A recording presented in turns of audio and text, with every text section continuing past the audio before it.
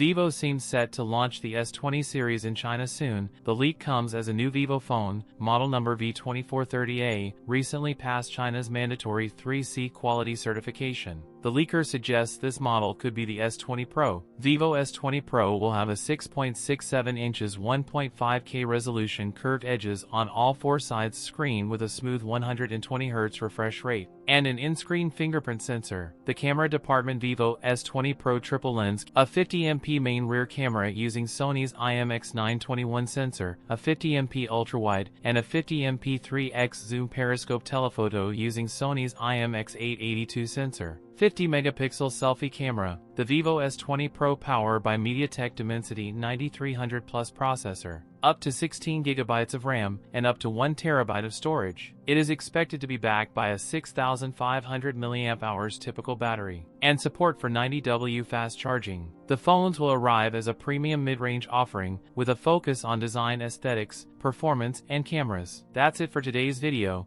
If you enjoyed it, don't forget to like, comment, and subscribe for more content. Thanks for watching, and I'll see you in the next one.